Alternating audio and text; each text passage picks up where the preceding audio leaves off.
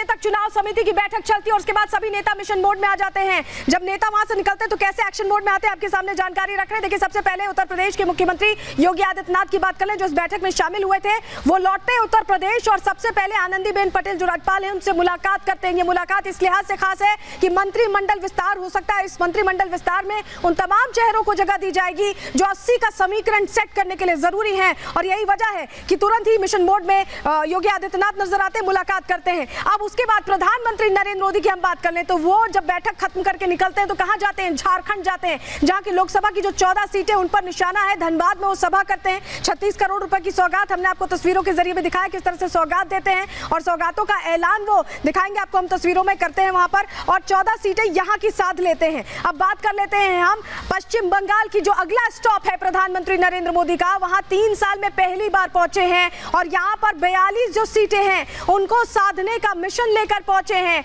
क्योंकि ये जो इंपॉर्टेंट इलाका है वहां पहुंचे और लोकसभा चुनाव अभियान की उन्होंने यहां पर शुरुआत कर दी है पश्चिम बंगाल में। और उसके बाद बिहार जाने का उनका कार्यक्रम है, जहां की 40 सीटें, अगर उत्तर भारत में देखें तो यूपी के बाद सबसे ज्यादा बिहार की सीटें हैं, 40 सीटें हैं। और कल वहां पर प्रधानमंत्री नरेंद्र मोदी पहुंचेंगे। तस्वीरें हम आपके सामने रख रहे हैं, जरा आपको आंकड़ों के जरिए समझा देते हैं। देखिए, उत्तर प्रदेश की 80 सीटें जिसमें योगी आदित्यनाथ लगातार जुटे हुए हैं, झारखंड की 14 सीटें अगर उसमें जोड़ लें और पश्चिम बंगाल की 42 सीटों को भी ऐड करें और बिहार जिस पर अब प्रधानमंत्री पहुंचने वाले हैं, जहां अब डबल इंजन की सरकार है, तो ये पूरा आंकड़ा अगर जोड़ें तो 176 सीटें ये ऑल इन टोटल बनती है। और इस पर अब विशेष फोकस है, क्योंकि जो टारगेट अचीव करना है 370 का या ये कहें कि 400 का, तो उसके लिए ये 176 सीटें बहुत इंपॉर्टेंट है। कैसे इंपॉर्टेंट है ये भी हम आगे आपको बताने वाले हैं।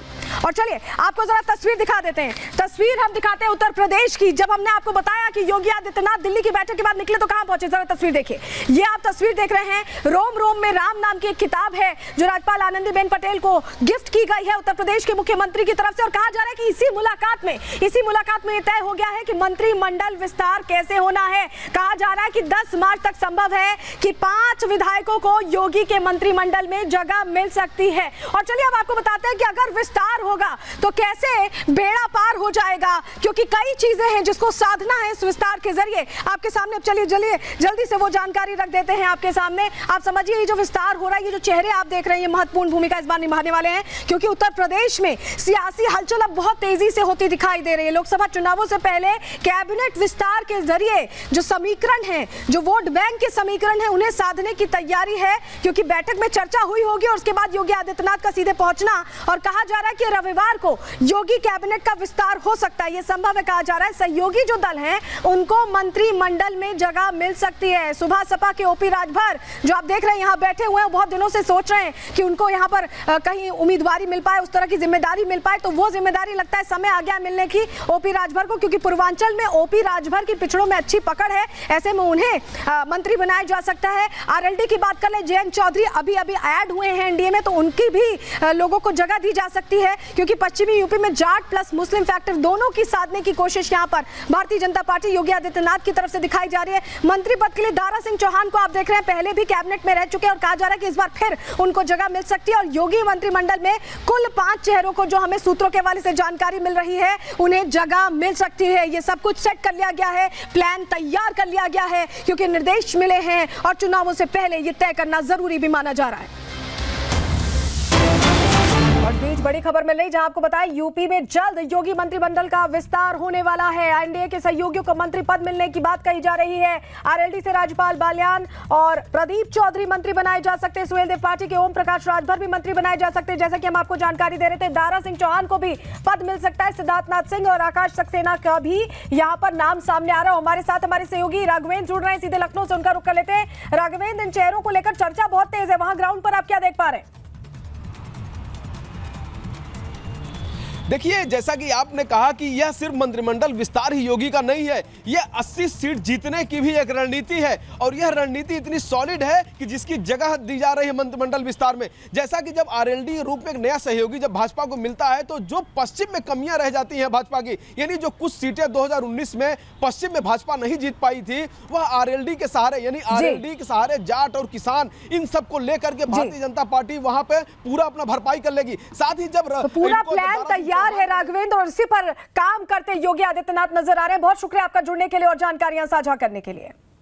तो सबसे पहले 176 को साधने के लिए कहां पहुंचे प्रधानमंत्री? ये तस्वीरें हम आपको दिखा रहे हैं। बाबूलाल मरांडी को आप देख रहे हैं जो प्रदेश अध्यक्ष शॉल उड़ाकर स्वागत कर रहे हैं। अर्जुन मुंडा समेत तमाम जो बड़े चेहरे थे झारखंड के वो यहां पर नजर आए मंच पर प्रधानमंत्री के साथ। और सबसे बड़ी बात है कि यहां पहुंचना अपने आप में बहुत अहम हो जाता है। क्यों अहम हो जाता है, चलिए आपको बताते हैं कि कैसे 14 सीटों के जो समीकरण है उसको साधने की तैयारी हो रही है, उसका किस तरह से इफेक्ट विधानसभा चुनावों पर भी होगा। चलिए जानकारी आपके सामने जल्दी से रख ले रहे हैं, क्योंकि समझिए झारखंड को प्रधानमंत्री की तरफ से सीधी सीधी गारंटी दी गई है। प्रधानमंत्री पहुंचे तो गारंटी देते हुए पहुंचे हैं। पीएम मोदी ने भ्रष्टाचार खत्म करने की गारंटी दी है। आपको पता है कि झारखंड में हेमंत सोरेन अभी भ्रष्टाचार के आरोपों के बाद ही उन्हें इस्तीफा देना पड़ा, और चंपई सोरेन, यहां आप देख रहे हैं हेमंत सोरेन और चंपई सोरेन को, चंपई सोरेन पिक्चर में आ गए। तो इस और इशारा था प्रधानमंत्री का। 14 सीटें जो हैं उस पर सीधी सीधी भारतीय जनता पार्टी की नजर है इस बार। धनबाद से लेकर दुमका, जामताड़ा, गोड्डा और देवघर को उन्होंने साधने की कोशिश की है, क्योंकि धनबाद पहुंचना अपने आप में उस पूरी बेल्ट को कहीं ना कहीं इफेक्ट करेगा। आदिवासी वोट बैंक पर अब पैनी निगाहें भारतीय जनता पार्टी की हैं, और यही वजह है कि जोर आजमाइश खुद प्रधानमंत्री नरेंद्र मोदी कर रहे हैं। और बड़ी बात ये भी समझिए, अंदर की खबर समझिए इस पर, सिर्फ लोकसभा चुनाव नहीं, अगले साल विधानसभा चुनाव होने वाले, तो असेंबली चुनाव पर भी प्रधानमंत्री की नजर है। और ऐसे में पूरी जोर आजमाइश, पूरी ताकत और कहें एक तरह से कार्यकर्ताओं में जोश और वोटर्स को कहीं ना कहीं अट्रैक्ट करने की कोशिश यहां प्रधानमंत्री की तरफ से नजर आ रही है। और जिले में देखिए, अगर इस जिले की बात करें तो 10 विधानसभा सीटें हैं, जिस पर 2 पर बीजेपी का कब्जा है। और कैसे अगले विधानसभा चुनाव में 10 की 10 भारतीय जनता पार्टी के खाते में आए, इस पर पूरा जोर है। तीनों जिलों के विधानसभा क्षेत्रों तक पहुंचने की रणनीति के तहत ही प्रधानमंत्री यहां पहुंचे हैं। प्रधानमंत्री पहुंचे बंगाल में पहुंचने का उनके मायने बड़े हैं, क्योंकि अभी बहुत तनातनी बनी हुई है भारतीय जनता पार्टी और टीएमसी के बीच संदेश खाली को लेकर। ये तस्वीर देखिए, प्रधानमंत्री यहां पहुंचे और कई करोड़ की योजनाएं, 7,000 करोड़ से ज्यादा की विभिन्न परियोजनाओं का उन्होंने लोकार्पण किया, शिलान्यास किया। यहां भी तोहफे उनकी तरफ से दिए गए हैं, लेकिन इंडिया गठबंधन के नेताओं पर उन्होंने इसी मंच से निशाना भी साधा। उन्होंने कहा कि आंख, कान, नाक, मुंह गांधी जी के 3 बंदरों की तरह बंद करने का आरोप प्रधानमंत्री ने यहां पर लगाया। लेकिन बंगाल का दौरा ये क्यों अहम है और किस तरह से बंगाल में समीकरण सध रहे हैं यहां पहुंचने से प्रधानमंत्री के, चलिए आपको बता देते हैं। पिछले समीकरणों से अगर हम तुलना करें, मोदी ने संदेश खाली के मुद्दे पर टीएमसी को घेरा। मैंने आपको बताया कि क्या बयान उनकी तरफ से दिया गया। 2019 में पश्चिम बंगाल में बीजेपी ने 18 सीटें जीती थी, लेकिन इस बार लक्ष्य बड़ा है। 2014 में महज 2 सीटें ही जीत पाई थी बीजेपी, तो 2019 में बढ़त तो मिली, लेकिन 2021 विधानसभा चुनावों का अगर हम जिक्र करें तो बीजेपी ने 77 सीटें उस वक्त जीती थी।